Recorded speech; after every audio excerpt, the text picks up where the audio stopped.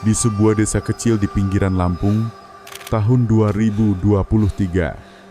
Selama musim hujan yang deras tanpa henti, seorang pria bernama Budi mengubur istrinya, Dewi, hidup-hidup demi bisa menikahi seorang wanita muda kaya bernama Rina. Namun, rencana keji itu berbalik ketika tanda-tanda aneh mulai muncul, membuat warga desa curiga. Apakah Dewi benar-benar sudah mati, atau justru rahasia yang lebih gelap sedang menunggu untuk terungkap? Desa itu terletak di lereng Gunung Tanggamus, jauh dari keramaian kota Bandar Lampung. Hamparan sawah hijau membentang luas, dikelilingi perkebunan karet yang gelap dan misterius. Udara pagi sering membawa aroma tanah basah setelah hujan malam. Tapi di balik ketenangan itu, tersimpan cerita gelap. Di sana, Budi dan istrinya Dewi tinggal di sebuah rumah kayu sederhana dengan atap seng yang bocor. Dari luar, kehidupan mereka tampak biasa saja. Tetangga mengenal mereka sebagai pasangan yang cukup akur, meski tak pernah benar-benar mesra. Setiap pagi, Dewi selalu bangun lebih dulu. Ia menyalakan tungku, merebus air, dan menyiapkan sarapan sederhana seperti nasi hangat dengan ikan asin atau tempe goreng. Rutinitas itu sudah mendarah daging baginya sejak lama. Dewi percaya, kebahagiaan rumah tangga ada pada hal-hal kecil, menyajikan makanan untuk suami, merawat rumah, dan menjaga keharmonisan. Ia berusaha sebaik mungkin, meski dalam hatinya sering muncul kegelisahan yang tak bisa diceritakan pada siapapun. Suaminya, Budi, tak pernah banyak bicara di pagi hari. Setelah sarapan, ia langsung berangkat ke kebun karet, tempat ia bekerja sebagai penyadap getah. Wajahnya jarang menunjukkan senyum. Dewi sering bertanya-tanya dalam hati, apakah Budi lelah dengan pekerjaannya atau memang lelah dengan kehidupan bersamanya? Tetangga sering melihat Dewi duduk di teras rumah sambil menatap jalan tanah yang menghubungkan desa mereka dengan pasar. Tatapannya kosong, seakan menunggu sesuatu yang tak pernah datang. Kadang ada tetangga yang lewat dan menyapa. Pagi, why? Dewi selalu menjawab dengan senyum tipis, walau dalam hatinya sedang tidak tenang. Desa kecil itu punya kebiasaan tak terhindarkan gosip menyebar cepat dari mulut ke mulut. Dan beberapa bulan terakhir, gosip itu berpusat pada Budi. Konon, Budi sering terlihat berbincang akrab dengan seorang wanita muda bernama Rina. Wanita itu baru beberapa tahun tinggal di desa, mewarisi usaha keluarga setelah ayahnya meninggal. Kehadirannya selalu menarik perhatian. Penampilannya rapi.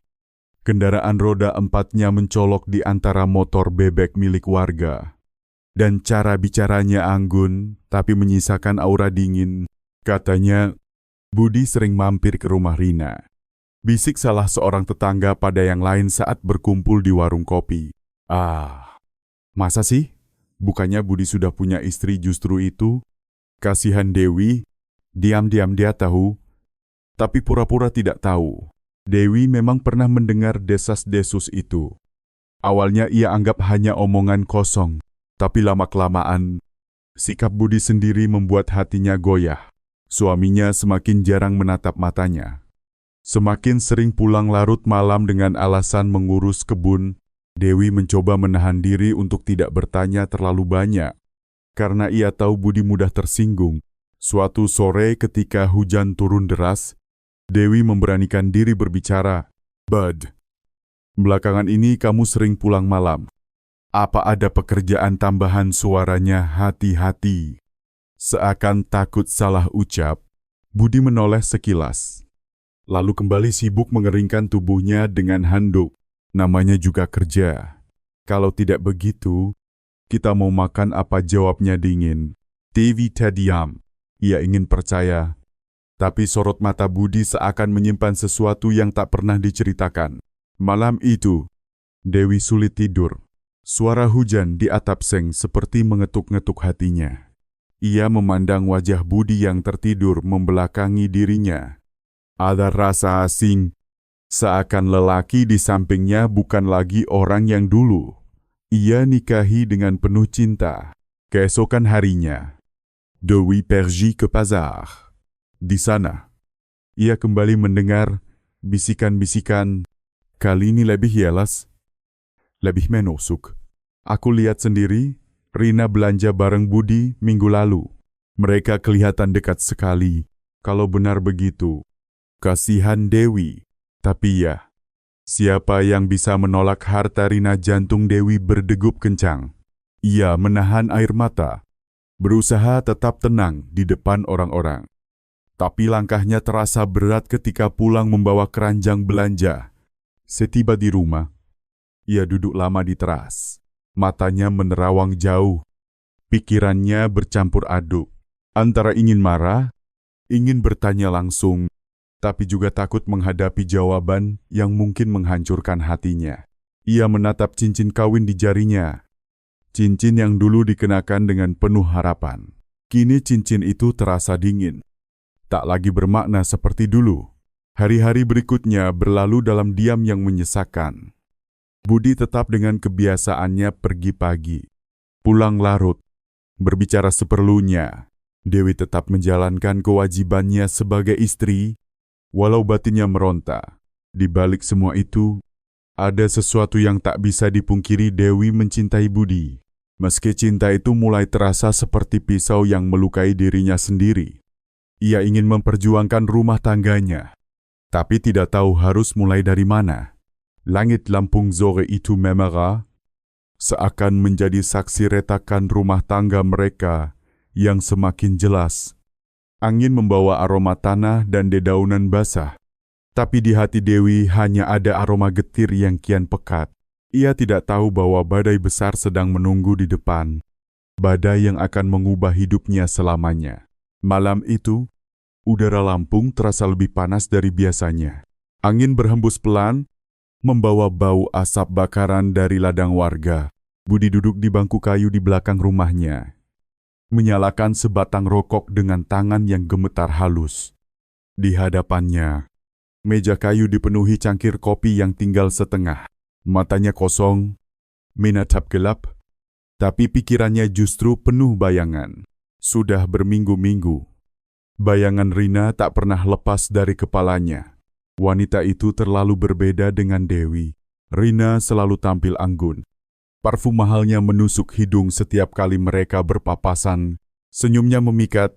Caranya berbicara halus namun tegas membuat Budi merasa dirinya lelaki penting. Dan yang lebih menggoda harta. Rina tidak pernah menyembunyikan kemewahan hidupnya. Budi mulai merasakan sesuatu yang belum pernah ia rasakan sebelumnya, haus akan kenyamanan. Ia bosan dengan rumah kayu reot yang ia tempati bersama Dewi. Ia jenuh dengan kehidupan sederhana yang tak pernah berubah. Saat bersama Rina, ia membayangkan hidup dengan kendaraan baru, rumah megah, dan pakaian rapi. Gambaran itu terasa nyata, seakan bisa diraih hanya dengan mengulurkan tangan, tapi ada satu penghalang Dewi. Budi memukul-mukul pahanya dengan telapak tangan. Resah. Ia tahu Rina tidak akan pernah mau menerima dirinya secara utuh bila masih ada Dewi di sisinya, dan Rina sendiri tak pernah menutupi keinginannya. Kalau engkau benar-benar mau serius dengan aku, kau harus berani membuat keputusan besar, kata Rina beberapa hari lalu ketika mereka bertemu diam-diam di sebuah warung kopi di pinggir jalan. Budi menunduk waktu itu, tidak langsung menjawab. Tapi kalimat itu terus terngiang, seperti bisikan setan yang merasuki pikirannya malam ini. Ia menghisap rokok dalam-dalam, lalu mengembuskan asap keras-keras. Di matanya muncul bayangan Dewi, istrinya yang setia, yang setiap hari menyiapkan sarapan, yang selalu berusaha ramah meski dirinya jarang membalas. Tapi bayangan itu segera ia tepis. Rasa iba yang sesekali muncul cepat digantikan oleh ambisi. Kalau aku terus bersama Dewi, aku akan tetap miskin. Kalau aku bersama Rina, segalanya akan berubah. Gumamnya pelan, pikirannya mulai mencari cara. Perceraian tahu itu bukan pilihan. Warga desa akan ribut. Dewi pasti menolak. Dan Rina tidak sabar menunggu, maka pikirannya semakin jauh. Semakin kelam. Ia membayangkan bagaimana bila Dewi hilang dari hidupnya untuk selamanya.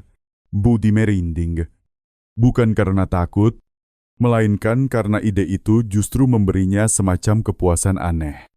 Keesokan harinya, ia sengaja datang ke kebun karet lebih awal dari biasanya, bukan untuk bekerja, melainkan untuk memikirkan rencananya dengan lebih tenang. Di antara pepohonan karet yang menjulang tinggi, ia berjalan bolak-balik sambil menendang dedaunan kering. Pandangannya jatuh pada tanah gembur di pinggir kebun. Entah mengapa, ia berhenti lama di sana. Di sini sepi, kalau malam tidak ada yang lewat. Bisiknya, pikirannya berputar semakin liar. Ia membayangkan menggali tanah, membuat lubang besar, lalu menutupnya kembali, seolah tidak terjadi apa-apa. Dadanya berdebar keras. Tangannya berkeringat, namun senyuman tipis muncul di wajahnya. Hari-hari berikutnya, Budi sering beralasan memperbaiki kebun. Padahal diam-diam ia menandai tempat-tempat tertentu di sekitar pohon karet. Ia memperhatikan tekstur tanah, mencari lokasi yang paling mudah digali. Semua itu ia lakukan dengan tenang agar tidak menimbulkan kecurigaan. Sementara itu, Rina semakin agresif. Wanita itu sering menelepon Budi. Suaranya lembut namun syarat tekanan. "Bud, aku tidak suka menunggu terlalu lama. Aku butuh kepastian. Kau mau hidup dengan aku atau tidak tenang?" "Rin, aku sedang mengurusnya," jawab Budi. Berusaha terdengar meyakinkan. "Aku bukan tipe wanita yang mau jadi yang kedua. Kalau engkau masih ragu, berarti kau tidak layak untukku." Percakapan itu membuat Budi semakin gelisah sekaligus bersemangat. Ia tidak ingin kehilangan kesempatan di rumah. Dewi merasakan ada yang berbeda pada suaminya. Budi lebih sering melamun, lebih sering keluar tanpa alasan jelas, dan semakin jarang berbicara dengannya. Suatu malam, Dewi mencoba mengajak bicara. "Bud, apa ada yang sedang kau pikirkan akhir-akhir ini kau kelihatan berbeda?" Budi hanya menjawab singkat, "Aku kapek." "Why?" "Jangan banyak tanya." Dewi terdiam. Ia ingin sekali memeluk suaminya. Tapi tubuh Budi seolah menolak kedekatan. Malam itu, ia menangis diam-diam di samping pria yang sudah tidak lagi ia kenal. Bagi Budi, tangisan itu tidak berarti apa-apa. Ia sudah terlalu jauh melangkah dalam pikirannya. Setiap kali menatap wajah Dewi, yang ia lihat bukan lagi seorang istri, melainkan penghalang. Hari-hari berlalu, dan rencana di kepala Budi semakin jelas. Ia tahu ia harus melakukannya dengan cepat sebelum gosip makin meluas dan Rina kehilangan sabar. Satu malam ketika bulan bulat menggantung di langit dan suara jangkrik menggema di kebun, Budi berdiri di tepi lubang yang ia gali diam-diam. Keringat membasahi dahinya meski udara malam begitu dingin. Lubang itu belum terlalu dalam, tapi cukup untuk menelan satu tubuh manusia. Ia menatapnya lama, lalu berbisik lirih. Disinilah semuanya akan berakhir. Why? Pikirannya kini gelap total. Ia tidak lagi ragu. Yang ada hanyalah ambisi menghapus satu kehidupan demi mengejar kehidupan lain yang lebih mewah.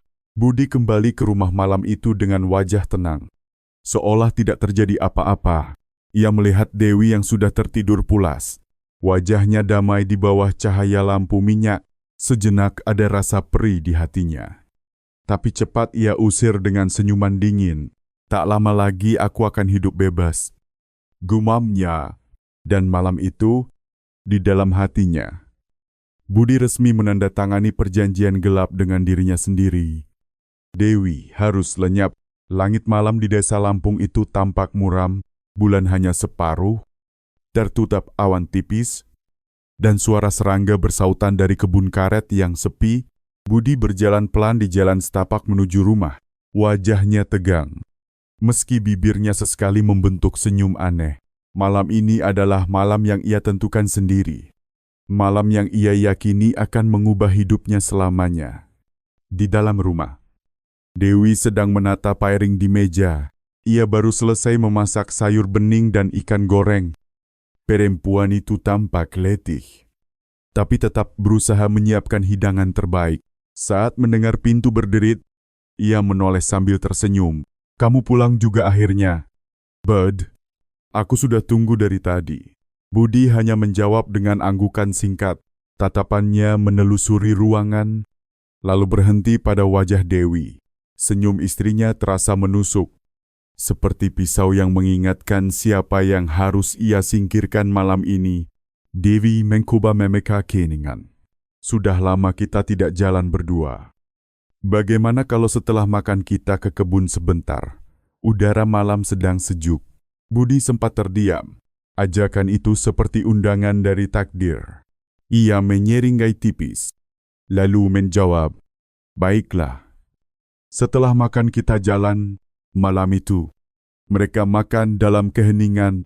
Dewi sesekali melirik suaminya, merasa ada sesuatu yang berbeda. Tapi ia mencoba mengabaikan firasat buruk itu. Setelah selesai, Dewi mengambil selendang untuk menghangatkan tubuh. Sementara Budi menyulut rokok sebelum keluar rumah. Mereka berjalan beriringan melewati jalan tanah yang sunyi. Lampu minyak dari rumah-rumah warga terlihat jauh di belakang. Hanya cahaya bulan pucat yang menuntun langkah mereka. Dewi menarik napas panjang, mencoba menikmati kebersamaan yang jarang terjadi. "Aku senang kamu mau menemaniku malam ini, Bud. Rasanya seperti dulu lagi," ucapnya lirih. Budi tidak menjawab. Ia menatap lurus ke depan, menuju kebun karet yang semakin gelap. Dalam hatinya, ia menghitung langkah demi langkah menuju lubang yang sudah ia siapkan. Sesampainya di kebun, suara jangkrik terdengar semakin keras. Angin malam berhembus dingin, membuat dedaunan bergesan. Dewi memeluk tubuhnya dengan selendang. "Sejuk sekali malam ini," katanya sambil tersenyum. Budi berhenti tepat di dekat lubang tanah yang ia gali beberapa malam lalu. Jantungnya berdegup kencang. Keringat dingin membasahi lehernya, meski udara menusuk tulang. Ia berbalik, menatap Dewi, menatap wajah polos istrinya yang tidak tahu apa-apa. "Why?" panggilnya dengan suara berat. Dewi menoleh, menatap mata Budi yang tampak gelap. "Ya, butam payawaban." Budi melangkah maju dan mendorong tubuh Dewi dengan kasar. Perempuan itu terhuyung ke belakang, terjatuh tepat ke dalam lubang. Suara teriakannya menggema di kebun yang sunyi. "Budi, apa yang kau lakukan, Budi? Tolong aku." Dewi mencoba bangkit, tapi tanah gembur membuatnya kesulitan. Tangannya berusaha meraih tepi lubang, sementara matanya menatap suaminya dengan kebingungan dan ketakutan. "Bud, ini apa? Kau bercandakan? Tolong tarik aku." Suaranya parau. Air mata mulai mengalir. Budi berdiri di tepi lubang, menatap istrinya tanpa belas kasihan. "Aku lelah hidup begini. Why? Kau penghalangku. Aku butuh hidup baru, dan kau tidak ada di dalamnya." Dewi terperanjat. Ia tidak pernah menyangka suaminya sendiri akan berkata demikian. "Budi, aku ini istrimu. Aku selalu ada buatmu. Kenapa engkau tega?" jeritnya sambil meraih tanah dengan panik. Namun, Budi sudah tidak lagi mendengar. Ia mengambil cangkul yang disandarkan pada pohon karet, lalu mulai menyekop tanah. Butiran tanah jatuh ke tubuh Dewi, membuatnya berteriak histeris. "Tidak, jangan. Bud, aku mohon. Aku mencintaimu. Jangan lakukan ini." Budi menggertakkan giginya. Setiap sekop tanah yang ia lemparkan terasa seperti menutup pintu masa lalu. Dewi meronta. Tangannya mencoba menyingkirkan tanah yang menutupi tubuhnya. Tangisnya pecah. Teriakan tolong menggema di malam yang sunyi. Tapi tidak ada seorang pun yang mendengar. Seiring waktu, tubuh Dewi semakin tertutup tanah. Napasnya tersengal. Suaranya melemah. Pandangan matanya menatap Budi dengan campuran marah, kecewa, dan putus asa. Suatu hari engkau akan menyesal, Bud. Bisiknya lemah sebelum kepalanya hampir tertutup tanah. Budi berhenti sejenak. Kata-kata itu menusuk hatinya, membuat tangannya gemetar. Namun, bayangan Rina segera kembali mengusir keraguan. Ia menimbun lubang itu lebih cepat. Hingga akhirnya hilang sudah tubuh Dewi di bawah tanah gelap. Keheningan menyeruak. Budi berdiri tegak, menatap tanah yang rata kembali. Dadanya naik turun, keringat bercucuran, ada rasa lega bercampur mual dalam dirinya. Ia menjatuhkan cangkul, lalu duduk di tanah, menatap kosong langit. Semua sudah selesai, gumamnya. Meski dalam hatinya suara jeritan Dewi masih bergema, Budi pulang larut malam dengan langkah goyah. Sesampainya di rumah, ia menatap ruang makan yang masih ada sisa sayur bening dan ikan goreng. Aroma makanan itu membuat perutnya mual. Ia masuk ke kamar, merebahkan tubuh, dan mencoba tidur. Tapi setiap kali memejamkan mata, wajah Dewi mungkul, wajah penuh air mata. Teriakan yang tidak bisa ia lupakan. Di luar sana, kibun kaltse sapsunu. Angin berhembus pelan melewati tanah gembur. Seakan menyimpan rahasia besar yang baru saja dikuburkan. Budi yakin segalanya berakhir malam ini. Ia tidak tahu bahwa justru malam itulah awal dari kehancurannya sendiri. Pagi itu, matahari mulai naik perlahan dari balik bukit, menerangi desa kecil di pinggiran Lampung. Udara segar berembus, ayam-ayam berkokok, dan para petani sudah bersiap menuju sawah. Namun, di rumah Budi, suasana justru terasa aneh. Biasanya Dewi sudah bangun lebih dulu, menyiapkan air hangat dan sarapan sederhana. Tetapi kali ini rumah itu sunyi. Budi bangun dengan mata sayu. Ia baru saja melewati malam panjang yang penuh bayangan mengerikan. Meskipun ia berhasil menutup tubuh Dewi di dalam tanah, jeritan istrinya terus menghantui telinganya. Ia bangkit perlahan, menatap meja makan yang kosong. Lalu tersenyum tipis. Tak ada lagi yang akan merepotkanku, gumamnya. Namun diam-diam ia mulai menyadari satu hal, ketiadaan Dewi tidak bisa dijelaskan dengan mudah. Dalam kehidupan desa, seorang istri yang mendadak hilang akan segera menjadi bahan pembicaraan. Orang-orang akan bertanya. Mereka akan mencari. Budi tahu ia harus berpura-pura. Beberapa jam kemudian, tetangga sebelah rumah, Bu Siti, datang dengan membawa sayur hasil kebun. "Why, ini aku bawakan kacang panjang. Katanya kemarin kau mau masak loh." Kalimatnya terhenti saat ia hanya melihat Budi di depan pintu. Bu Siti?" Sapa Budi terbata. Dewi lagi pergi ke rumah saudaranya. "Bu Siti mengenuit. Pergi kok tidak bilang-bilang, biasanya Dewi pamit dulu kalau mau keluar jauh." Budi tersenyum kaku. "Mentadaki." "Bu, saya juga kaget. Katanya mau membantu bibinya yang sakit." Bu Siti tidak banyak bicara lagi, tapi rasa curiga sudah mulai tumbuh di hatinya. Ia mengenal Dewi sebagai perempuan yang selalu sopan. Jarang bepergian jauh tanpa pamit, apalagi meninggalkan rumah di pagi buta. Kabar itu cepat menyebar. Di warung kopi, para lelaki membicarakannya. Katanya Dewi pergi ke rumah saudaranya. Tapi aneh, kemarin sore saya lihat Dewi masih di pasar. "Iya, saya juga. Kalau betul pergi, kenapa tidak ada yang mengantarnya?" Budi mungkin tahu lebih banyak. Tapi dari dulu dia memang kelihatan dingin sama Dewi. Desa yang kecil membuat gosip menyebar lebih cepat daripada api di ladang kering. Dalam waktu sehari saja, hampir semua orang tahu bahwa Dewi mendadak hilang. Sore harinya, Pak RT datang ke rumah Budi. Lelaki tua itu mengetuk pintu sambil membawa tongkat kayu. "Bod, aku dengar Dewi pergi ke rumah saudaranya. Bisa kau jelaskan lebih jelas?" Orang-orang bertanya-tanya. Budi menunduk, berusaha menjaga wajahnya tetap tenang. "Betul, Pak Arti. Dia pergi terburu-buru. Katanya bibinya sakit keras. Saya juga tidak bisa melarang. Pak RT mengangguk pelan, tapi matanya tajam meneliti raut wajah Budi. Kalau begitu, semoga Dewi cepat kembali. Tapi kau tahu sendiri di desa kita orang saling menjaga. Jangan sampai ada yang mengira macam-macam. Setelah Pak RT pergi, Budi menghela napas panjang. Ia tahu kebohongan pertama sudah dilontarkan. Dan sekali kebohongan diucapkan, kebohongan lain harus mengikuti untuk menutupinya. Malam itu, Budi sengaja nongkrong di warung kopi. Berbaur dengan warga, pura-pura santai. Ia tertawa kecil saat orang lain bercerita. Meski dadanya berdegup kencang, namun semakin ia berusaha normal, semakin orang lain merasa ada yang janggal.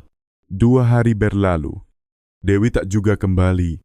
Bu Siti semakin gelisah, lalu ia nekat menelepon seorang kerabat Dewi yang tinggal di desa lain. Jawabannya mengejutkan, tidak ada yang tahu tentang Dewi. Dan tidak ada bibi yang sakit seperti cerita Budi. Kabar itu membuat warga semakin gaduh. Bisik-bisik berubah menjadi tuduhan terselubung. Kalau bukan ke rumah saudaranya, lalu kemana Dewi? Jangan-jangan terjadi apa-apa. Dan Budi menyembunyikannya. Budi mulai merasa terpojok. Ia tahu kebohongan tentang bibi sakit tidak bisa bertahan lama. Maka ia membuat cerita baru, katanya Dewi sedang marah dan pergi meninggalkan rumah tanpa pamit. Tapi alih-alih meredakan gosip, cerita itu justru memperburuk keadaan. Orang-orang tahu Dewi bukan tipe perempuan yang suka meninggalkan rumah begitu saja. Apalagi tanpa membawa pakaian atau barang berharga. Pada hari ketiga, pihak kepolisian datang ke desa. Mereka menerima laporan dari warga yang curiga dengan hilangnya Dewi.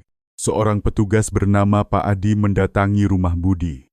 Pak Budi, kami dapat laporan bahwa istri Anda sudah 3 hari tidak kembali. Bisa jelaskan? Tanyanya tegas. Budi berusaha tenang. Istri saya pergi begitu saja. Pak, mungkin sedang butuh waktu sendiri. Kami memang sempat berselisih. Pak Adi menatap dalam-dalam, lalu menulis sesuatu di bukunya. Kami akan melakukan penyelidikan. Mohon kerjasamanya. Kalau ada kabar apapun, segera lapor. Setelah polisi pergi, Budi duduk di kursi kayu dengan tangan gemetar. Ia merasa seluruh desa mulai menatapnya dengan curiga. Setiap kali ia keluar rumah, tatapan orang-orang menusuk seperti jarum. Di sisi lain, Rina justru semakin menekan. Dalam sebuah pertemuan singkat, ia berbisik tajam. Bird, kau janji semua akan selesai. Kenapa orang-orang malah ribut? Aku tidak mau terseret masalahmu. Ingat, aku hanya mau hidup denganmu. Kalau semuanya bersih, Budi menggertakkan giginya. Ia sudah membuang segalanya demi wanita itu. Tapi kini malah merasa semakin terjebak. Malam semakin larut. Di kebun karet, tanah gembur tempat Dewi dikubur masih terlihat berbeda warnanya. Angin malam berembus, membawa suara aneh seolah-olah tanah itu bernapas. Budi tidak tahu rahasia gelap yang ia kubur tidak akan pernah benar-benar terkubur. Setiap detik, kebenaran seakan mencari jalan untuk keluar. Dan semakin ia berbohong, semakin orang-orang yakin bahwa ada sesuatu yang ia sembunyikan. Hari kelima sejak hilangnya Dewi, desa itu semakin gaduh. Orang-orang tak lagi sekadar berbisik. Mereka mulai terang-terangan membicarakan Budi. Di warung kopi, suara-suara sumbang terdengar jelas. Mustahil Dewi pergi begitu saja. Saya lihat sandal jepitnya masih di depan rumah. Iya. Dan kalau betul dia kabur, kenapa dompet dan bajunya masih di lemari? Kalau kau tanya aku, pasti ada yang disembunyikan Budi. Budi yang kebetulan lewat pura-pura tak peduli. Padahal telinganya panas, ia tahu semakin lama. Semua mata tertuju padanya. Setiap langkahnya terasa diawasi. Setiap tatapan orang seakan menguliti rahasianya. Sore itu, polisi kembali datang. Pak Adi, penyidik dari Polsek, membawa 2 anggota lain. Kali ini mereka lebih serius. Pak Budi, kata Pak Kadi tegas. Kami ingin memeriksa rumah Anda. Ada beberapa laporan dari warga tentang hal-hal yang janggal. Budi tersentak. Tapi ia tak punya pilihan selain mengangguk. Polisi masuk, meneliti setiap sudut. Mereka membuka lemari, memeriksa dapur, bahkan memperhatikan lantai yang retak. Bu Siti yang ikut mendampingi tak kuasa menahan komentar. Lihat itu, Pak Polisi, semua pakaian Dewi masih di sini. Kalau betul dia pergi, masa tak bawa satu pun? Pak Adi mencatat cepat di buku catatannya, lalu matanya berhenti pada meja rias. Ada sisir yang masih berlumur rambut panjang. Ada selendang lusuh yang biasanya selalu dipakai Dewi saat keluar rumah. Semua itu menguatkan dugaan bahwa Dewi tidak pergi dengan sukarela. Pak Budi, tanya Adi dengan nada dingin. Kapan terakhir Anda melihat istri Anda Budi menelan ludah? Malam sebelum dia pergi, kami sempat bertengkar kecil. Paginya dia sudah tak ada, dan Anda tidak melaporkan ke pihak berwajib. Saya kira dia butuh waktu. Pak, dia sharing emosional. Adi hanya mengangguk tipis, meski jelas ia tidak percaya sepenuhnya. Setelah pemeriksaan selesai, polisi meminta izin untuk memeriksa pekarangan. Budi langsung panik, tapi ia berusaha menyembunyikannya. Mereka berjalan ke belakang rumah, menuju kebun karet yang membentang. Di sanalah, salah satu warga yang ikut melihat berbisik sambil menunjuk, Pak, lihat tanah itu, seperti baru digali. Semua mata menoleh. Benar saja, ada gundukan tanah coklat yang warnanya berbeda dari sekitarnya. Bekas kangkul masih terlihat samar. Budi berusaha tertawa. Oh, itu saya. Saya kemarin menanam singkong. Tanahnya memang jadi agak beda. Pak Adi berjongkok, menyentuh permukaan tanah. Ia menghirup napas panjang, lalu berdiri. Kami akan meneliti lebih lanjut. Untuk sementara jangan pergi jauh. Pak Budi, kami mungkin akan memanggil Anda ke kantor. Budi mengangguk, meski dadanya berdegup kencang. Saat polisi pergi, ia langsung menyeka keringat dingin. Malam itu, ia tak bisa tidur. Bayangan gundukan tanah itu membuatnya takut. Bagaimana jika polisi benar-benar menggali? Bagaimana jika tubuh Dewi ditemukan, tapi yang tidak ia tahu? Ada sesuatu yang lebih mengerikan. Dewi sebenarnya belum mati ketika ia dikubur. Tubuhnya yang lemah masih berusaha melawan, mencari udara dari celah tanah. Hingga akhirnya di malam gelap beberapa hari lalu, jari-jarinya berhasil mencakar tanah tipis di atas kepalanya. Perlahan ia merangkak keluar, tubuhnya berlumur tanah dan luka. Kini Dewi sedang bersembunyi di sebuah gubuk tua di tepi hutan.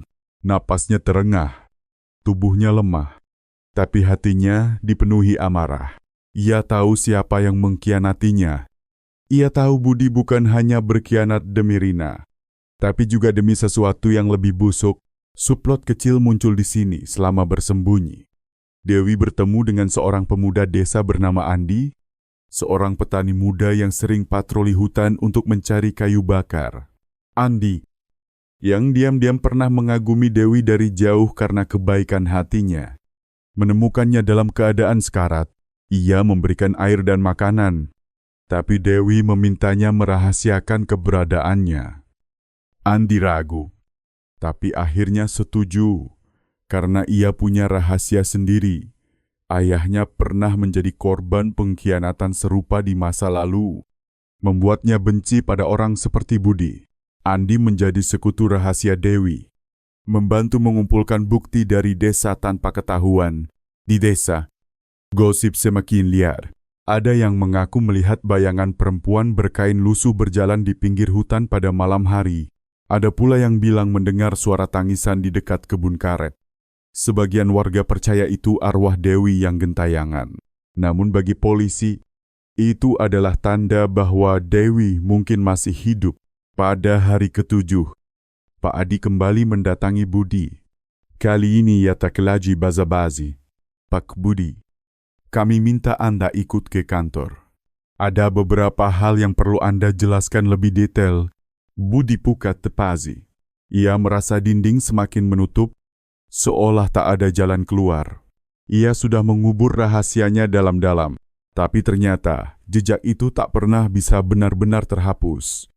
Dan tanpa ia sadari, langkah-langkah Dewi yang masih hidup perlahan-lahan kembali mendekat.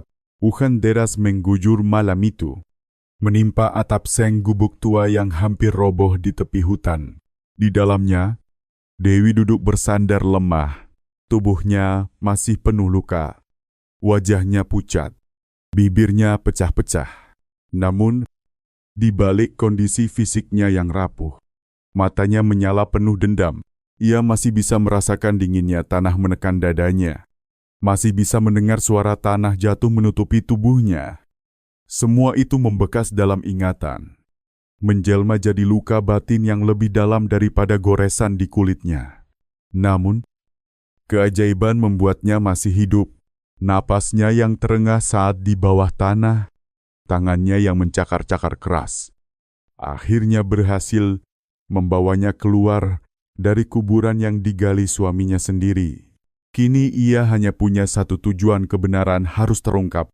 Beberapa hari ia bersembunyi, hanya mengandalkan air hujan dan sisa makanan dari kebun yang ia temukan. Dibantu Andi yang diam-diam membawakan makanan. Malam itu, ketika hujan reda, ia memberanikan diri keluar. Kain lusuh yang menempel di tubuhnya sudah penuh lumpur. Rambutnya kusut menutupi wajah. Ia berjalan tertatih menyusuri hutan, mencoba mencari jalan keluar. Dewi tahu ia tidak bisa kembali ke rumah begitu saja. Budi pasti akan berusaha menyingkirkannya lagi. Ia harus mencari seseorang yang bisa dipercaya. Dan nama pertama yang muncul di kepalanya adalah Bu Siti, tetangga yang selalu peduli. Di sisi lain, Budi semakin tertekan. Panggilan dari polisi membuatnya gelisah. Sore tadi, ia dipaksa duduk berjam-jam di kantor, menjawab pertanyaan yang sama berulang kali. Kapan terakhir Anda melihat istri Anda? Kenapa tidak melapor? Mengapa tanah di kebun belakang terlihat seperti baru digali? Setiap jawaban yang ia berikan justru terdengar seperti kebohongan. Keringat dingin membasahi kemejanya. Tangannya gemetar. Ia tahu hanya masalah waktu sebelum semuanya terbongkar. Dan lebih buruk lagi, Rina mulai bersikap dingin. Budi, aku tidak mau ikut campur. Polisi sudah curiga. Kalau kau ketahuan, jangan bawa-bawa namaku.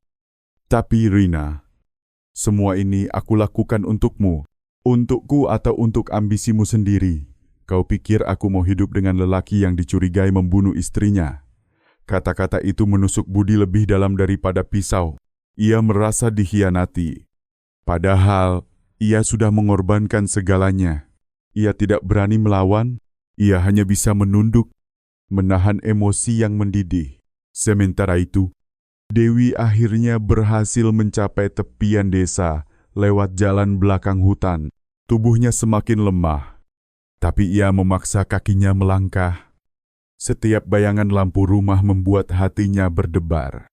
Takut jika ada yang melihat dan melaporkan pada Budi. Di sebuah sudut, ia melihat sosok yang familiar. Bu Siti sedang menimba air di sumur. Dengan sisa tenaga, Dewi berjalan mendekat, lalu terjatuh di tanah basah. Bu, tolong saya. Suara Dewi lirih, nyaris tak terdengar. Bu Siti terkejut.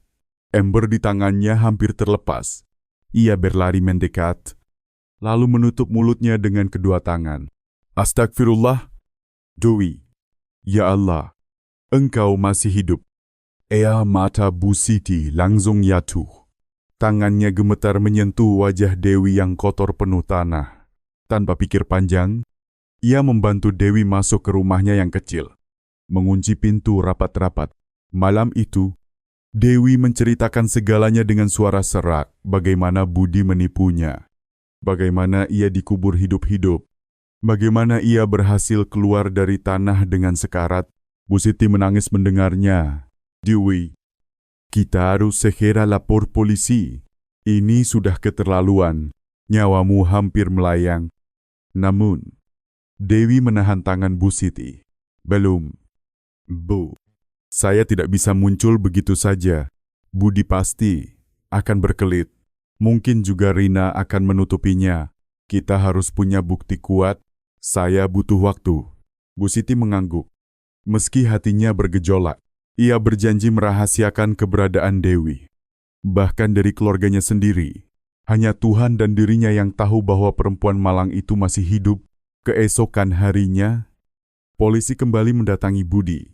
Kali ini mereka lebih keras. Pak Budi, kami akan membawa tim untuk memeriksa kebun Anda. Bila perlu, kami gali tanah itu. Budi pukat pazi, tapi berusaha tetap tegar. Silakan, Pak. Tidak ada apa-apa di sana. Namun dalam hatinya ia panik. Ia yakin tubuh Dewi sudah membusuk di bawah tanah.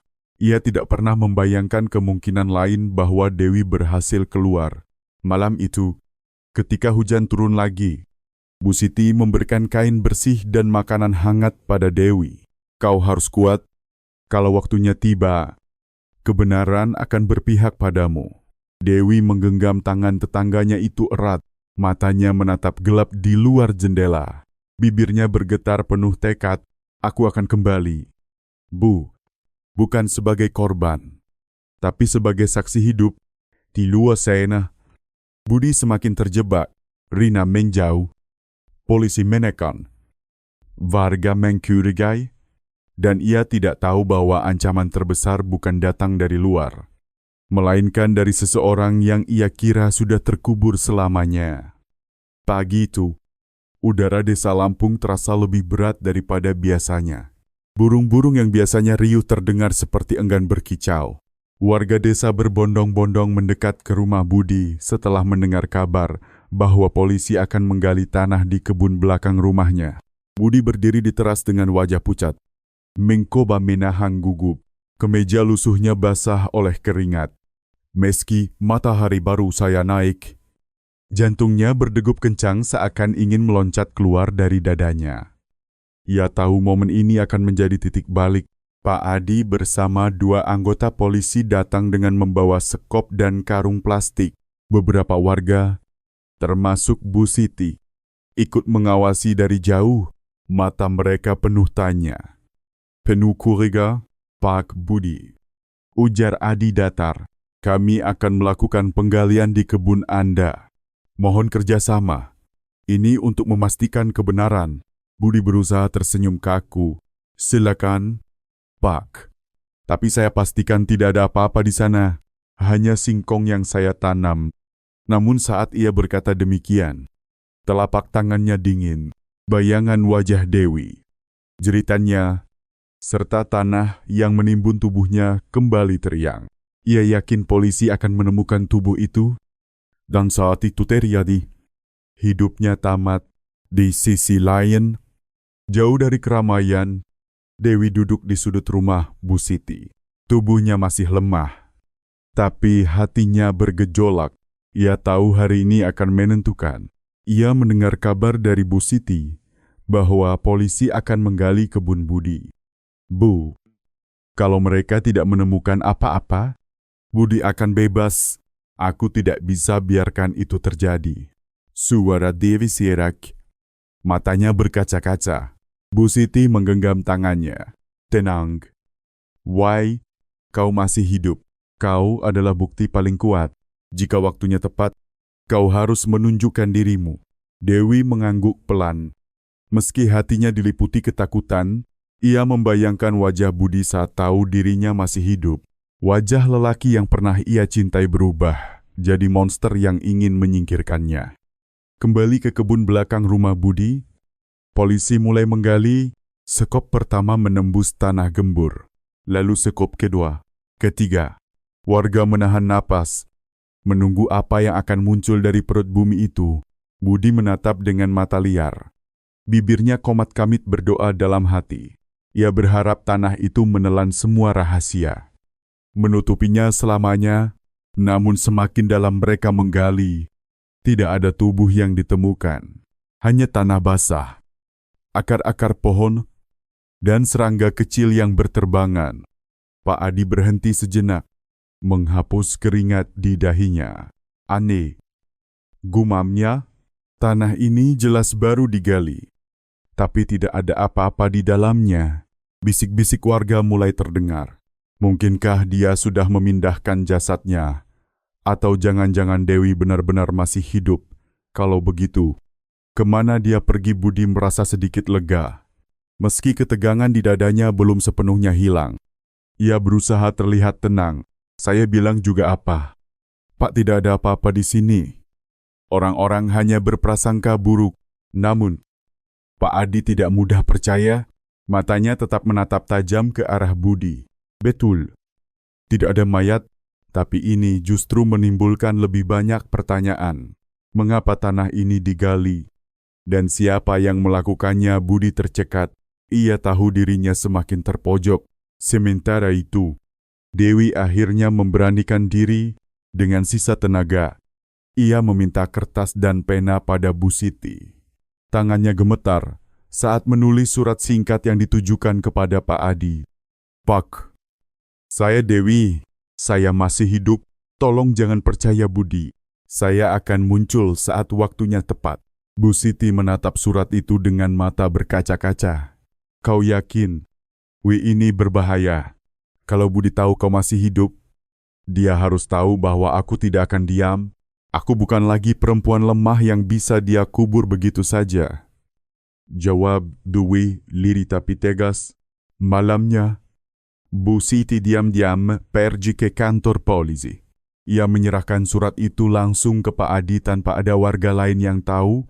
Saat membacanya, mata Adi melebar. Napasnya tercekat. Jadi, benar, Dewi masih hidup. Kertas itu bergetar di tangannya. Ia sadar kasus ini jauh lebih rumit dari dugaan. Jika Dewi masih hidup, berarti ada kesempatan untuk membuka semuanya. Tapi itu juga berarti Budi bisa semakin berbahaya karena ia akan merasa terancam. Di rumahnya, Budi duduk sendiri. Menatap gelap, rasa lega karena tidak ditemukannya mayat hanya bertahan sebentar. Di dalam hatinya, ia mulai dihantui firasat lain. Bagaimana jika Dewi sebenarnya masih hidup?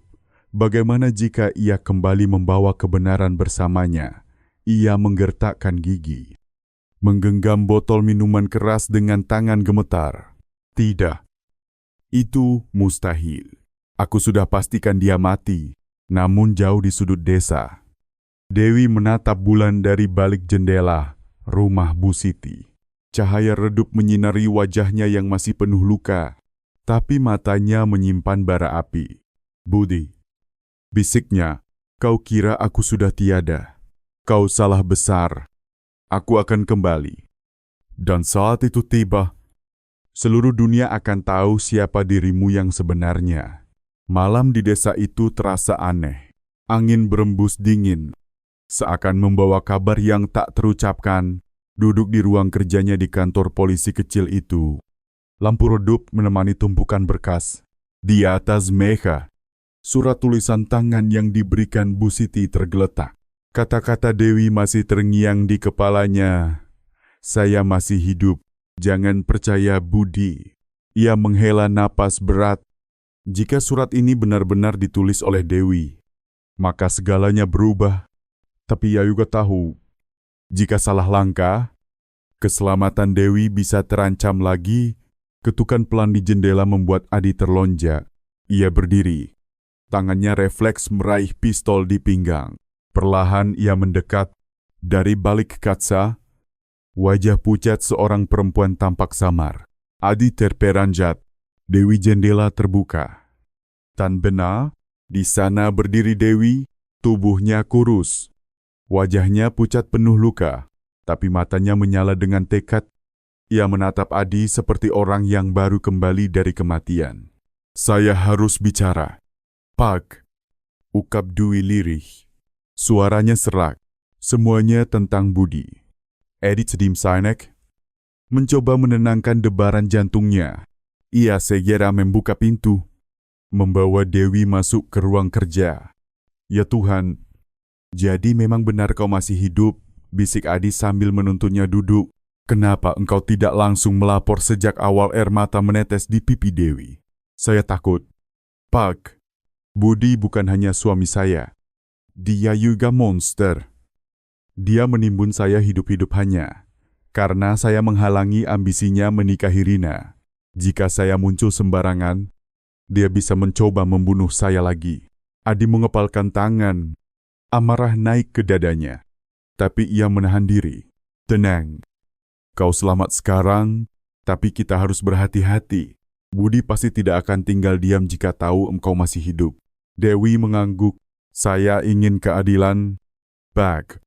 Bukan hanya untuk saya, tapi agar dia tidak menghancurkan orang lain. Sementara itu, di rumahnya, Budi duduk gelisah. Gelas minuman keras sudah kosong di tangannya. Tapi rasa takut tak juga hilang. Sejak penggalian kemarin, pikirannya dihantui sesuatu yang aneh. Suara lirih perempuan sering terdengar di telinganya. Kadang terdengar seperti Dewi yang berteriak dari dalam tanah. Kadang terdengar seperti bisikan di telinga. Budi terlonjak, menoleh ke belakang, tapi tak ada siapa-siapa. Hanya tembok kosong. Ia menutup wajah dengan kedua tangan. Keringat dingin bercucuran. Tidak, dia sudah mati. Aku yang menguburnya dengan tanganku sendiri.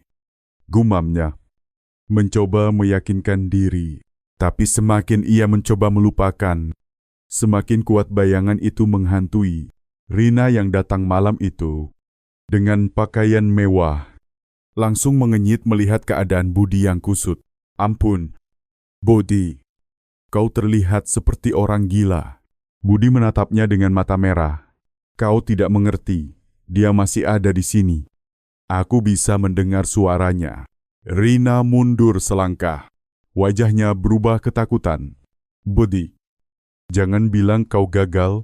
Budi menjeram. Tidak, aku pastikan dia mati. Tapi entah kenapa aku merasa dia masih mengintai. Rina menatapnya lama. Lalu mensistengin. Kalau begitu lebih baik aku tidak ikut campur lagi. Aku tidak mau hidupku hancur gara-gara kegagalanmu. Tanpa menunggu jawaban, ia pergi, meninggalkan Budi yang terengah-engah. Semakin tenggelam dalam rasa paranoidnya.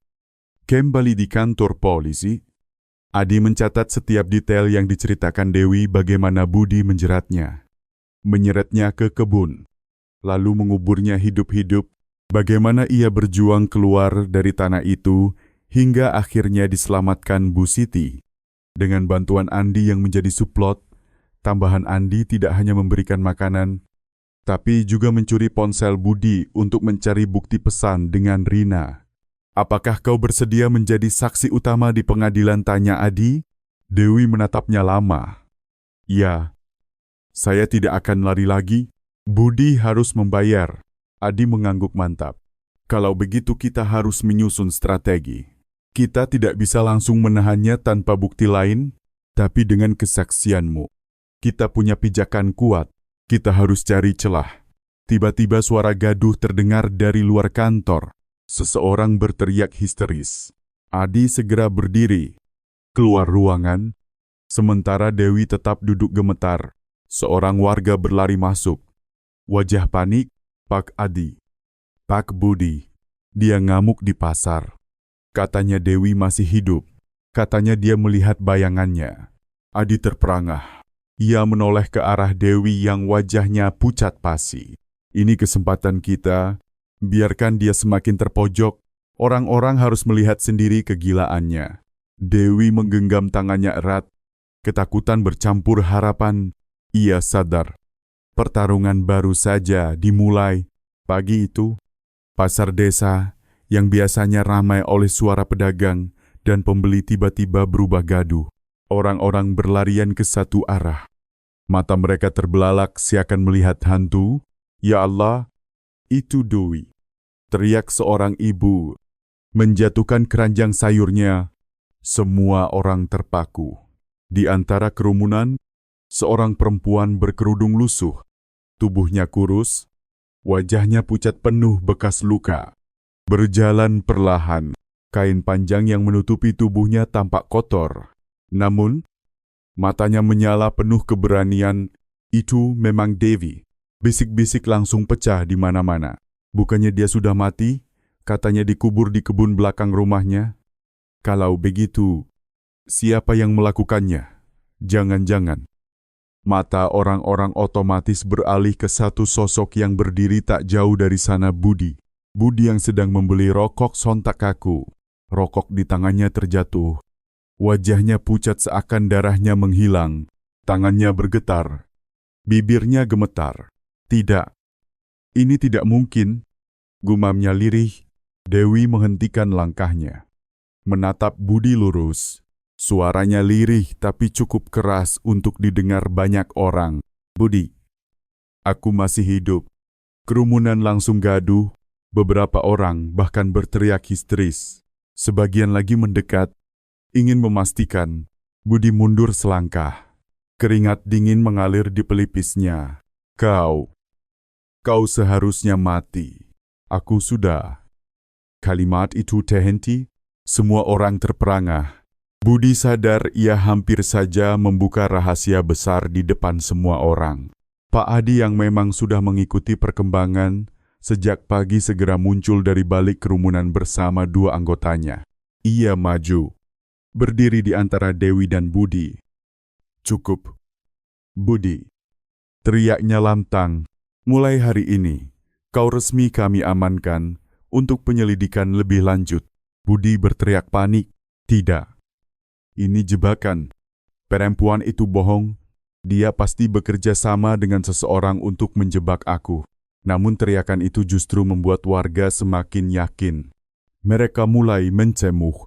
Budi, kau suami macam apa, sadis kau tega pada istrimu sendiri. Tak pantas tinggal di desa ini lagi. Dewi berdiri tegak, meski tubuhnya gemetar. Ia menatap satu persatu wajah warga. Lalu bersuara lantang. Saya tidak pergi. Saya tidak kabur. Budilah yang menyeret saya ke kebun belakang dan mengubur saya hidup-hidup. Jika bukan karena pertolongan Tuhan, saya sudah mati. Semua orang terdiam, suara Dewi bergetar.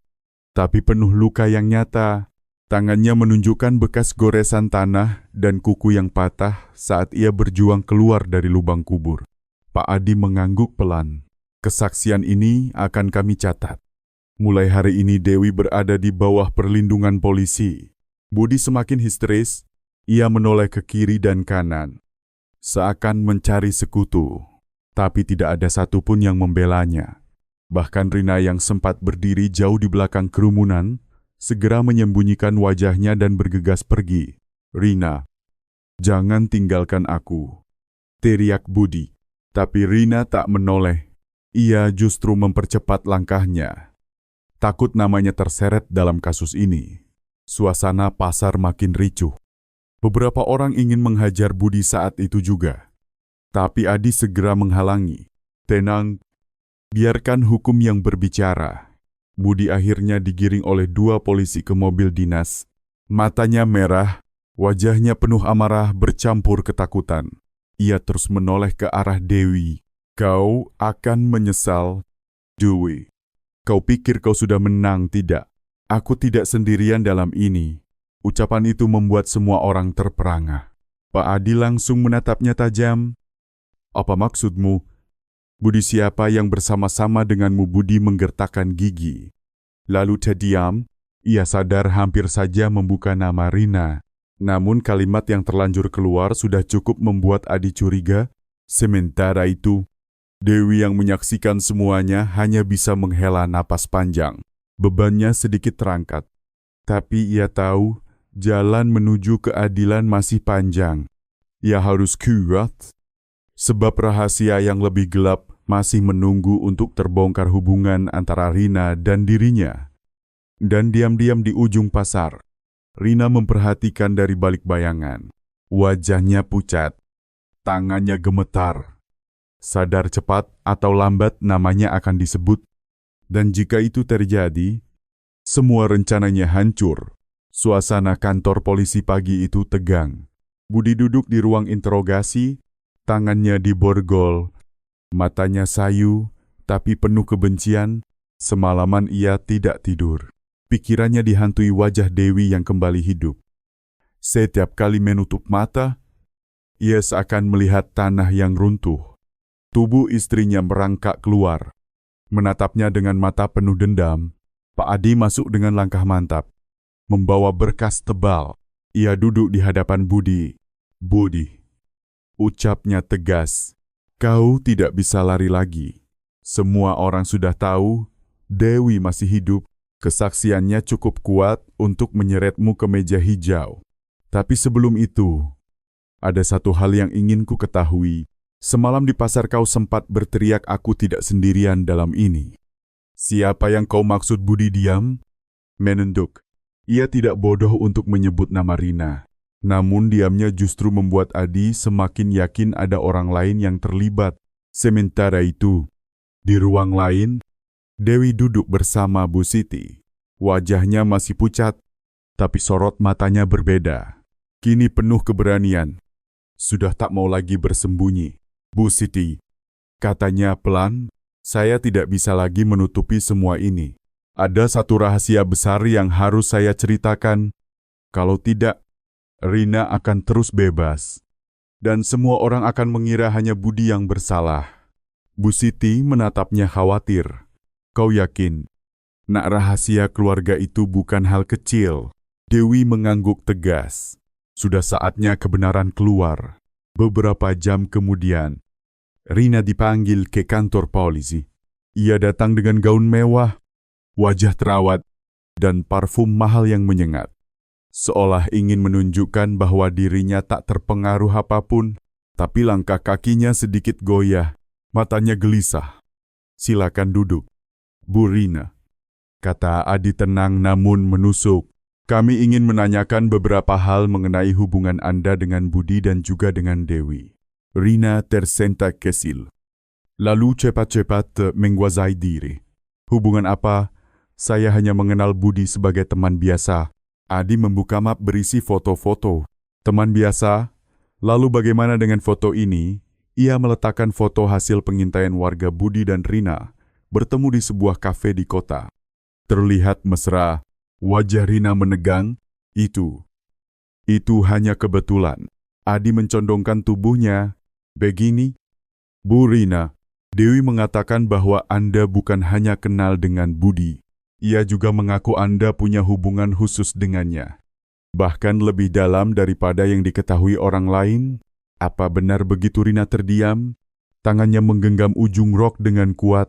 Tubuhnya berusaha tegak, tapi bibirnya bergetar. Sebelum ia menjawab, pintu ruangan terbuka. Dewi masuk dengan langkah hati-hati, ditemani Bu Siti. Semua mata menoleh. Rina langsung berdiri. Kau masih hidup?" Dewi menatapnya tajam. "Ya, Rina, aku masih hidup. Kau gagal menyingkirkanku lewat tangan Budi." Adi mengangkat tangannya, meminta mereka tenang. "Jadi memang benar kau mengenal Rina?" Dewi menatap lurus ke arah Adi. "Lebih dari sekadar kenal. Dia kakak tiriku." Ruangan itu langsung hening. Adi terperangah. Bu Siti menutup mulutnya. "Dan Rina Pukapazi?" Dewi melanjutkan dengan suara bergetar namun mantap. "Ayahku dulu menikah lagi setelah ibuku meninggal. Dari pernikahan itulah lahir Rina. Tapi sejak kecil, Rina selalu membenciku. Dia merasa aku merebut kasih sayang ayah. Dan setelah ayah meninggal, kebencian itu berubah jadi dendam. Dia selalu mencari cara untuk menghancurkan hidupku." Rina berusaha menepis. "Omong kosong, kau hanya mengarang cerita untuk menjatuhkanku." Tapi Dewi tidak mundur. Ia menatapnya dengan mata berkaca-kaca. "Rina, bukankah kau sendiri yang berkata pada Budi, kalau aku tidak ada, kau bisa memberinya hidup mewah. Kau hanya memanfaatkannya untuk menyingkirkan aku." Adi mengetukkan pulpen ke meja. Menatap Rina tajam. "Semakin kau berusaha menyangkal, semakin jelas kau terlibat. Kau mungkin tidak mengubur Dewi dengan tanganmu sendiri, Tapi bukti sudah cukup menunjukkan bahwa kaulah dalang di balik semua ini. Rina panik. Ia berdiri, mencoba keluar. Tapi dua polisi sudah menghadang pintu. Napasnya terengah, wajahnya memucat. Untuk pertama kali, topeng angkuhnya runtuh. Budi yang mendengar dari ruang sebelah menjerit marah. Rina, kau yang menyuruhku. Kau yang menjanjikan segalanya padaku. Sekarang kau mau kabur dan tinggalkan aku. Suara teriakan itu menggema di seluruh kantor, memperkuat tuduhan yang sudah menumpuk. Dewi menutup matanya sejenak. Hatinya perih. Tapi juga Leaga, rahasia besar akhirnya terungkap. Pak Adi berdiri, nadanya dingin. Mulai hari ini bukan hanya Budi yang kami amankan. Rina juga akan kami tahan untuk penyelidikan. Permainan kalian berdua sudah berakhir. Rina terdiam. Matanya kosong. Ia tahu segalanya telah runtuh. Dan bagi Dewi, meski luka batin belum sembuh, ia tahu inilah awal keadilan yang sesungguhnya. Hari itu, gedung pengadilan negeri di kota kecil Lampung dipenuhi wajah-wajah yang tak biasa hadir di ruang sidang. Warga desa berbondong-bondong datang. Sebagian ingin menyaksikan langsung. Sebagian lagi hanya mendengar kabar dari luar gedung. Nama Budi dan Rina sudah menjadi buah bibir. Kasus ini dianggap sebagai tragedi paling kelam dalam sejarah desa. Di ruang sidang, suasana kaku. Dua kursi terdakwa diduduki Budi dan Rina. Budi tampak kusut, matanya merah, rambutnya acak-acakan, wajahnya dipenuhi kebencian. Namun bibirnya tetap terkunci rapat. Di sampingnya, Rina duduk dengan gaun sederhana, berbeda jauh dari penampilan mewahnya dulu. Wajahnya pucat, sesekali ia melirik arah pintu, masuk dengan gugup. Ketika pintu terbuka, langkah kaki terdengar menggema. Dewi masuk dengan langkah hati-hati. Ditemani Bu Siti dan dikawal dua polisi. Seluruh ruangan mendadak hening. Banyak orang mengira ia sudah mati, tapi kini mereka melihatnya berdiri tegak. Meski tubuhnya masih tampak lemah, Ketua Majelis Hakim, seorang pria tua berwibawa, membuka persidangan dengan suara lantang. Kasus hari ini adalah tindak percobaan pembunuhan yang dilakukan oleh terdakwa Budi terhadap istrinya sendiri, Dewi. Dengan dugaan keterlibatan Rina sebagai pihak yang menyuruh, saksi utama Dewi dipersilakan maju. Dewi melangkah ke depan, duduk di kursi saksi. Tangannya gemetar, tapi matanya penuh keyakinan. Semua mata tertuju padanya, termasuk tatapan Budi yang penuh kebencian dan Rina yang mencoba menutupi paniknya. Hakim memberi isyarat. Silakan Dewi ceritakan apa yang terjadi malam itu. Dewi menarik napas panjang. Suaranya bergetar namun setiap kata keluar jelas. Malam itu Budi pulang dengan wajah muram. Kami bertengkar hebat karena saya tahu dia menjalin hubungan dengan Rina. Saat saya menolak memberinya izin menikah lagi, ia tiba-tiba mencekik saya, menyeret saya ke kebun belakang, lalu menggali tanah. Saya dipukul hingga pingsan, lalu tubuh saya dilempar ke lubang itu. Saya mendengar tanah menutupi tubuh saya. Saya dikubur hidup-hidup oleh suami saya sendiri. Ruangan mendadak riuh. Beberapa warga menutup mulut. Sebagian lain berbisik dengan wajah ngeri. Hakim mengetuk palu. Menenangkan suasana, Dewi melanjutkan dengan suara yang semakin tegas. Saya masih hidup karena Tuhan memberi saya kekuatan untuk merangkak keluar dari tanah itu. Saya diselamatkan Bu Siti. Dan Andi membantu saya mengumpulkan bukti. Hakim menoleh ke arah Budi. Apakah benar demikian? Terdakwa Budi tiba-tiba bangkit. Berteriak lantang, itu bohong, semua fitnah. Dia bersekongkol dengan polisi dan orang-orang desa untuk menjebak saya. Dia bukan korban. Dialah yang membuat hidup saya hancur.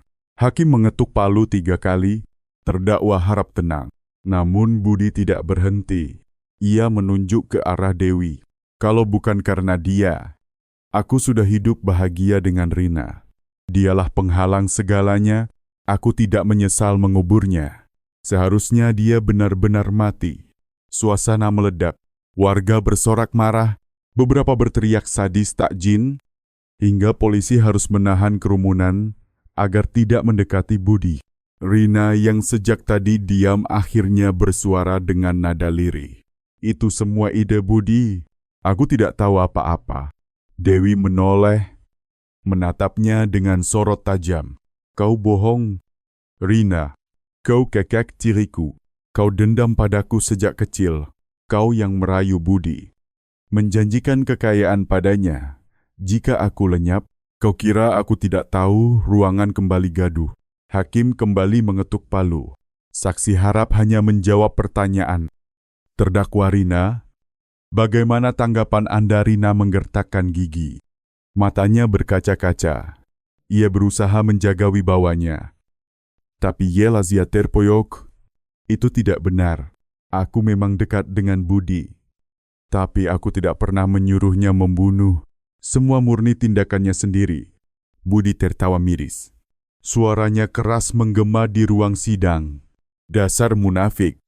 Kau yang membujukku. Kau bilang kalau Dewi tidak ada, kita bisa menikah dan hidup kaya. Kau gunakan aku, lalu sekarang kau pura-pura tidak tahu apa-apa. Kata-kata itu membuat semua orang terdiam. Bahkan hakim pun terpaksa berhenti mengetuk palu. Kesaksian langsung dari mulut Budi menjadi bumerang. Menjerat dirinya sekaligus Rina. Adi yang duduk di kursi penyidik tersenyum tipis. Inilah yang ia tunggu, kebodohan Budi yang akhirnya membuka topeng Rina. Hakim menkata cepat. Lalu bersuara tegas, sidang ditunda 1 minggu untuk pemeriksaan lebih lanjut terhadap bukti dan saksi tambahan. Kedua terdakwa akan tetap ditahan. Ketukan palu 3 kali mengakhiri sidang. Warga yang hadir bergemuruh.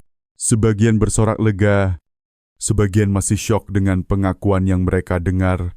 Dewi berdiri, menatap Budi dan Rina untuk terakhir kalinya sebelum keluar ruang sidang. Matanya berkaca-kaca, tapi hatinya tegar. Ia tahu ini belum akhir, tapi kebenaran sudah mulai menemukan jalannya. Di luar, angin berembus kencang, seolah alam pun ikut menyaksikan bahwa rahasia gelap yang selama ini terkubur, satu persatu mulai terbuka. Hari putusan tiba. Ruang sidang penuh sesak sejak pagi. Warga desa, wartawan, bahkan aktivis perempuan hadir untuk menyaksikan akhir dari kasus yang sudah mengguncang Lampung. Di kursi terdakwa, Budi tampak kusam, jenggot tumbuh liar. Matanya sayu tapi masih menyimpan bara kebencian. Di sampingnya, Rina duduk dengan wajah pucat. Eyeliner yang memudar menambah kesan rapuh. Dewi duduk di kursi saksi dengan tenang. Di sampingnya, Bu Siti menggenggam erat tangannya. Sementara Adi berdiri di barisan polisi. Memperhatikan dengan tatapan tegas, hakim memasuki ruangan. Palu diketukkan 3 kali. Sidang putusan terdakwa Budi dan Rina dimulai. Suasana seketika hening. Jaksa penuntut umum memaparkan argumennya. Bukti-bukti berupa hasil visum, tanah, dan kain yang ditemukan di lokasi penguburan, serta rekaman percakapan Budi dan Rina yang berhasil diamankan dari ponsel, termasuk yang dicuri Andi, dipaparkan dengan detail. Bahkan tetangga yang sempat mendengar pertengkaran malam itu dihadirkan kembali untuk memperkuat kesaksian. Puncaknya, jaksa memutar rekaman suara Budi yang secara tak sadar terekam saat penyelidikan. Dalam rekaman itu terdengar jelas suaranya berkata, "Kalau Dewi mati, aku bebas. Aku bisa menikahi Rina dan hidupku akan berubah." Ruang sidang terhenyak. Budi menunduk. Wajahnya merah padam. Rina menutup wajahnya dengan kedua tangan. Air matanya jatuh tanpa bisa ditahan. Jaksa menutup dengan kalimat tegas atas bukti dan kesaksian. "Kami menuntut Budi dengan hukuman seumur hidup dan Rina dengan hukuman 15 tahun penjara sebagai pihak yang turut serta merencanakan." Hakim menatap keduanya dengan sorot mata tajam. Apakah terdakwa ingin menyampaikan pembelaan terakhir? Budi berdiri. Suaranya lantang namun penuh emosi. "Semua ini karena dia," ujarnya sambil menunjuk Rina. Kalau bukan karena dia yang meracuni pikiranku dengan janji-janji kosong, aku tidak akan sampai begini. Tapi aku juga benci Dewi. Dia membuatku merasa kecil. Dia membuatku merasa tidak berarti. Aku tidak menyesal mencoba menguburnya. Sontak ruangan gaduh, warga mencibir. Sebagian berteriak marah. Hakim kembali mengetuk palu. Giliran Rina. Ia berdiri dengan suara bergetar. Aku hanya ingin kehidupan yang lebih baik. Sejak kecil aku selalu merasa kalah dari Dewi. Dia selalu mendapat kasih sayang yang lebih dari ayahku. Ketika Budi datang, aku melihat kesempatan, tapi aku tidak pernah menyuruhnya mengubur Dewi hidup-hidup. Aku hanya bodoh karena menurut nafsu. Dewi mendengarkan dengan wajah datar. Di dalam hatinya ada luka lama yang kembali terbuka. Tapi kali ini tidak disertai amarah. Yang tersisa hanya kelelahan. Hakim menarik napas panjang. Baiklah. Sidang ini sudah cukup panjang. Kini saatnya kami membacakan putusan. Semua orang menahan napas setelah mempertimbangkan seluruh bukti, keterangan saksi, dan pengakuan terdakwa. Maka majelis hakim menjatuhkan vonis. Terdakwa Budi dijatuhi hukuman penjara seumur hidup karena terbukti melakukan percobaan pembunuhan berencana. Sedangkan terdakwa Rina dijatuhi hukuman 15 tahun penjara karena turut serta merencanakan kejahatan. Palu diketukkan 3 kali. Budi berteriak meronta hingga polisi harus menarik paksa tubuhnya keluar ruang sidang. Kalian semua akan menyesal. Aku tidak bersalah, Dewi. Aku akan balas dendam padamu. Suaranya menggema hingga pintu tertutup. Rina terisak, tubuhnya lemas ketika digiring, matanya sempat menatap Dewi sekilas. Seolah ada penyesalan, tapi sudah terlambat, ruangan bergetar oleh sorak-sorai warga. Beberapa menangis lega. Sebagian berdoa lirih. Dewi menatap mata, menarik napas dalam. Ia merasakan beban berat di dadanya perlahan terangkat. Luka batin itu mungkin tidak akan hilang sepenuhnya. Tapi setidaknya keadilan sudah ditegakkan. Di luar gedung, matahari bersinar terang. Dewi berdiri di tangga pengadilan. Dikelilingi Bu Siti dan Adi. Wartawan menghampiri. Kamera menyurut wajahnya. Mikrofon diarahkan ke mulutnya. Seorang reporter bertanya, "Apa yang ingin Anda sampaikan setelah putusan ini?" Bu Dewi menatap lurus ke kamera. Suaranya lembut, namun penuh makna. "Saya hanya ingin mengatakan, jangan pernah meremehkan seorang istri yang setia.